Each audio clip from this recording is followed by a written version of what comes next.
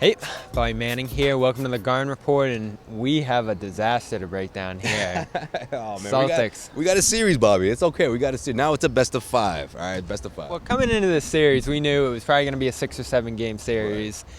There'd be a disaster at some point, just given the way Golden State plays, either a major comeback or, in this case, the Warriors ride a 25-2 run through the end of the third quarter into the fourth, go up by 29, and Ime effectively pulls the plug with 10 minutes left in the fourth quarter. A turbulent first half as well here, but we'll start with that third quarter that really did the Celtics in. Josue Pavon here with me for CLNS Media in San Francisco. 40 points the Celtics allow there in the third. Ime Udoka saying after mostly turnover-induced, 33 points come off Celtics turnovers, 19 of them in this game, a flood of them. Jayson Tatum, I'd say, loose with the ball in the lane was a big problem. Yeah. Al Horford, surprisingly, past half court there, turning over a few times. And a number of other players just with unforced errors there, but I thought a lot of it was the pressure that the Warriors put on the Celtics. We said after the last game, if the Warriors were going to do anything, it'd be to turn up the heat, and they did. I agree with that. You got to give them credit because that's what we saw. That's what they did. You know, you saw the aggression there, closing out on passes, closing out on the perimeter, and the Celtics made some sloppy plays. I mean, it's something that we've seen after a playoff win in the past. We saw it against the Bucks. We've seen it, against the Miami Heat. So here it was again, but again, we talked about this. You cannot perform that way after halftime against the Golden State Warriors. They're not going to let you get away with that. You got away with it in game one, 17-0 run. Well, the Warriors said, we see a 17-0 run, and we raise you, 22-2? Like, that's how explosive this offense is, especially when they're playing defense at a high level. Gary Payton II was back out there again, making his NBA final debut. His dad's in the crowd. I mean, the only reason why he didn't play in game one, he wasn't looking great in practice. According to his dad, I spoke to Gary Payton, and he said, you know what, it's better off to just rest it off, go into game two, give those guys what you got. All of this has been culminated for weeks and days now, moving into the NBA Finals, and the plan worked out perfectly for him to come in there and make a difference, make his presence felt. A real moment, too. That got the crowd going when he made his first substitution in there. Andre Iguodala misses this game. He effectively takes those minutes and did a ton more with them defensively than Iguodala was able to do, who himself had missed the last two series there. I was surprised to see him out there in game one.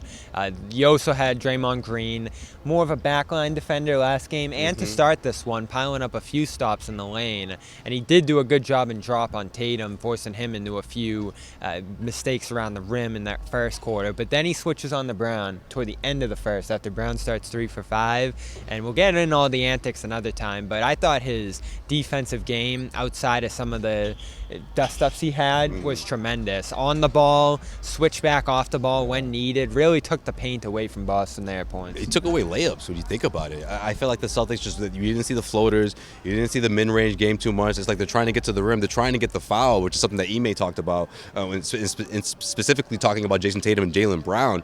You're going in for the foul every single time. The refs are going to call that. You can't just go in and put your body through 2 or 3 guys and expect you to get to the free throw line. No, the Golden State Warriors, they play defense at a high level. They'll strip that ball away from you. I mean, it was almost reminiscent of some of those matchups we saw against the Miami Heat.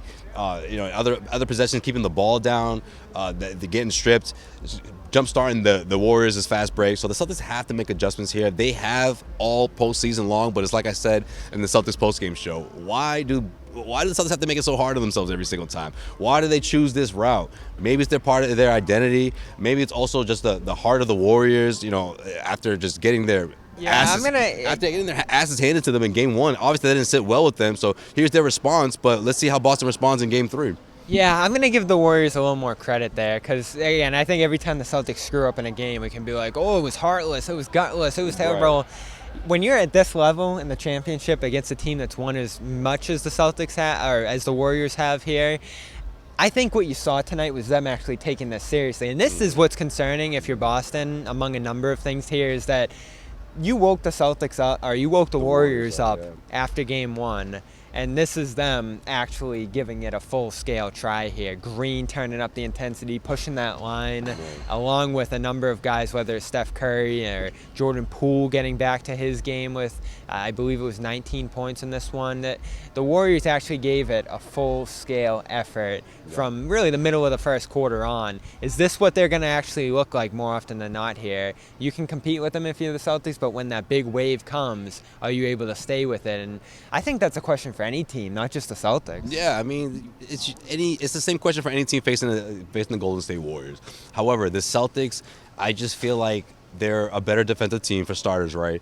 And they're the more talented team. And look, I will agree with that. That's not always, the most talented team doesn't always win. Sometimes the more experienced does. I get that, but with this team, with what they've been through, they know what they did wrong. They know the corrections they have to make, and also they did what most teams are supposed to do. You steal one on the road, you go back home. This thing is tied 1-1, and you try to protect home court. I mean, you have to move forward. You can't look back. You can't think about what the officials. If you got a raw deal with the officials, or if Draymond Green, if you have to send an email to the NBA about the way Draymond Green's behaving. No, you roll with the punches. These guys are obviously experienced. They're champions. They're looking to grab another one, and you have to take it away from them. You have to take away that idea. You can't let someone like Draymond Green live in your head. Whether it's Jaylen Brown or whether it's Marcus Smart. And look, if people want to say, well, Draymond he crossed the line in some ways. Well, if that's the case, you have to respond in another way. You can't check yourself out of the game and get into a shouting match with the officials or try to pick up fouls just because you want to make up calls from possessions that happened way down the road. That's what I felt like was the Celtics' approach, especially when things got really bad in that third quarter, which made all the difference. We'll get to Draymond's antics in our next video here on Celtics All Access, but this is what Ime had to say about Draymond's impact as a whole in this game. First row in the middle. Lloyd Manning, CLNS Media. Ime felt like Draymond playing more on the ball had an impact on you guys in a few circumstances where you're kind of getting into guys. I know you picked up a technical at one point off one of those plays. What do you just think his impact was on how you guys were playing offensively and just composure-wise out there?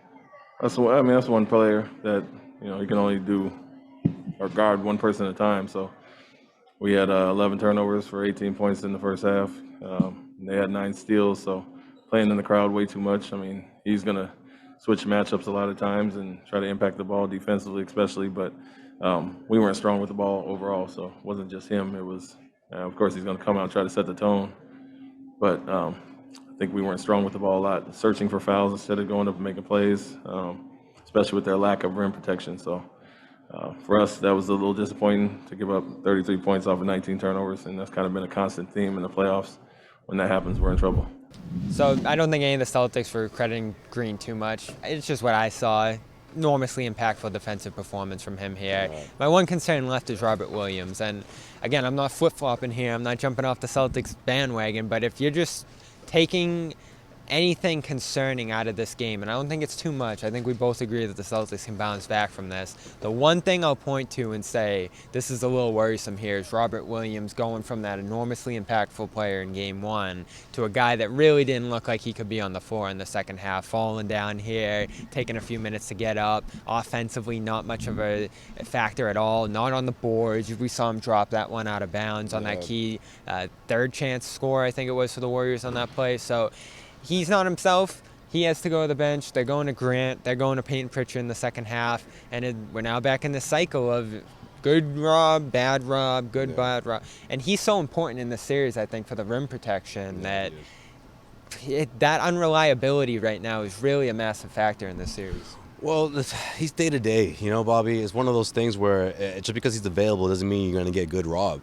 They have to survive this thing. You think Ime responded well, though, to that? I think he did. I think the fact that he went out and said that not only are they going to try to keep his minutes between 20 and 25, but if the game calls for him to be out there even longer, he was for it. So I think that's an indication of things going into the right direction in terms of his healing or at least his pain tolerance at this point, right? Because that's what we're talking about, right? And obviously the swelling, that can keep you out of a game. You would hate to see him miss one of these games in Boston. However, the Celtics have to find ways to be productive on the defensive end when he doesn't have it. And I'm looking at Grant Williams. Look, we sort of gave him a bit of a leeway here for obvious reasons. Tough series against the Miami Heat. You know, we've seen sort of some inconsistency compared to the guy that we saw in that Bucks series, the guy who had the big performance, you know, against Giannis Antetokounmpo, who made a huge impact. Career high. Look, I'm not saying you need to do that every single time or that the Celtics need another version of that, but he has to be productive on both ends.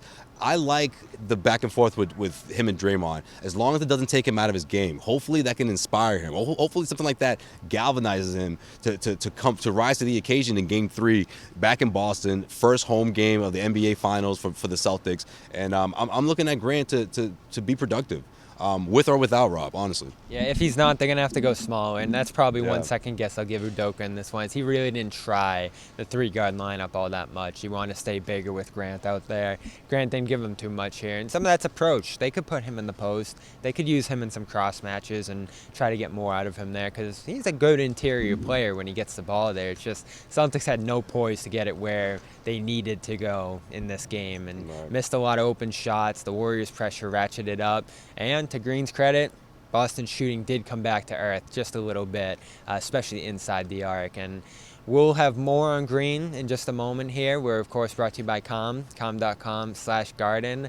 Celtics could have used it tonight once Green got going after them. Yeah, Meditation, sleep help, all that's there for you after a game. Sometimes the Warriors, as they did after Game 1, need some help sleeping. Curry, Kerr both had issues after Game 1. Well, you have sleep sounds, bedtime stories, all that stuff's available to you if you have trouble getting to sleep after some of these tough losses as well. I'm sure some of you out there on the East Coast do, as we will probably when we get back out there. So Calm is what we're going to use to get back in our time zone, in our great mental state as we try to push through the rest of these finals just like the Celtics do here. You can too with com.com/garden for 40% off a premium subscription. For Josue Pavon, Bobby Manning, CLNS Media, Celtics All Access, and CLNSmedia.com.